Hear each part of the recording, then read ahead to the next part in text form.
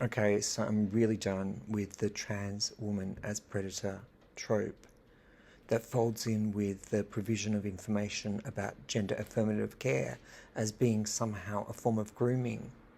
Both of them are false flags.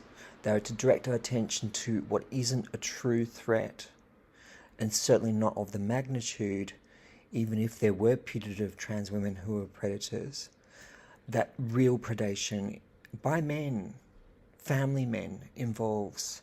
Why do I say this? Because this has been used by conservative genders in order to make us think that minorities are the source of threat, but in reality, it's the conventional nuclear family and the so-called head of the family who is both perpetrator in many cases of CSA. If you don't know the acronym, you can look it up. And also involved in forms of grooming. Grooming is those set of actions to keep within secrecy the intent to abuse children. There is no comparison between the provision of information about gender affirmative care for children or adults and the predation and grooming by men of children for the purposes of abuse. This needs to be called out. Why? Because it's pernicious to not just trans people, but all people who are facing this backlash as we speak, particularly as pertains those sorts of right-wing and TERF, gender-critical fascist alliances that are amping up and creating a phantasm of the trans woman as predator and using this grooming discourse in the most regressive ways.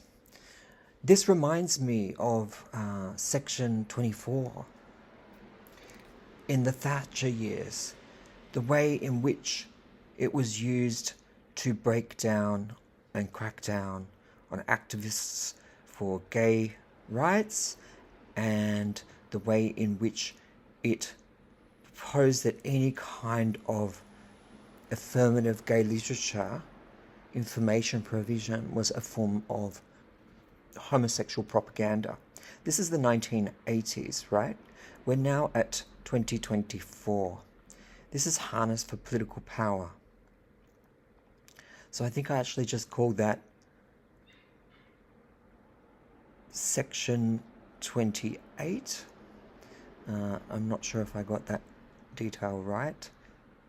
But this was during, yes, Section 28 refers to a part of the Local Government Act of 1988, which stated that local authorities in England, Scotland and Wales shall not intentionally promote homosexuality or publish material within the intention of promoting homosexuality, or promote the teaching of any maintained school of acceptability of homosexuality as a pretended family relationship.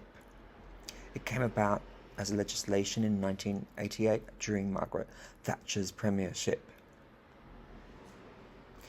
This idea of the promotion of homosexuality is not too far from the accusation that forms of provision of information and services for gender affirmative care are grooming. This has to stop because it directs our attention to a phantasm issue, to a phantasm of an issue, when the real pernicious stuff is what is happening within patriarchal power, that is, particularly as it lands on the construct of the conventional, traditional family, from the conservative side of the spectrum, but also the kind of sex fundamentalism of TERFs. The alliances are really worrying because they are, albeit TERF and gender-critical feminists are a variety of feminism, they are forms of fascism and fascist thought and fascist political power. I agree with Butler's point on this, and I would also direct our attention to the work of a great writer by the name of Menon, who has a book called Secularism as Misdirection. Misdirection is a magic trick. It's the manoeuvre of the magician who is performing the magic trick to say, don't look here, look over there. So the real crisis, the real problem, the real violence, the real predation, the real grooming is routine and is not committed by trans people. That's my point. All of this gets so much oxygen and is used to vilify and to create the most regressive laws that you can imagine, which basically are persecuting minorities. And of course they align with anti-immigrant, especially anti-Muslim discourses, especially in the UK, but also anti-undocumented people discourses and political actions in the US. We must resist this kind of politics, Trumpist or otherwise. We must build counter discourses, and we must situate both violence against women in the family home and violence against children in the same setting by men who enact forms of grooming or within the known circle of the family as being the chief set of feminist issues to focus upon.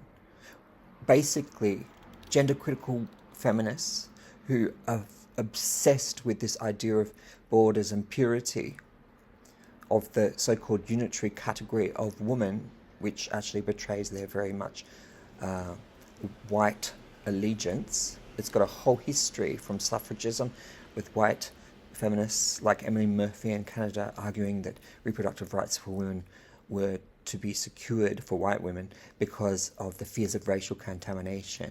The whiteness of this feminism is there. The imperialism of that feminism is there. The arguments that are made around purity, around even, the biological, points to a kind of eugenicism. They are without merit, and they depend on ideas of an imminent threat, which is everywhere and every when, and yet nowhere. The real threat is 1 out of every 5 children within families or family circles being abused. Why isn't that making the news? Why doesn't this make a conservative or even liberal agenda? Because it props up patriarchal power for it to be pushed under and not addressed. And instead, the misdirection, the magician's trick to say that the problem is with trans people is what gets all the political power up. So think about which feminism you ally to. Think about which kind of politics you are promoting when you use anti-trans and anti-immigrant discourses.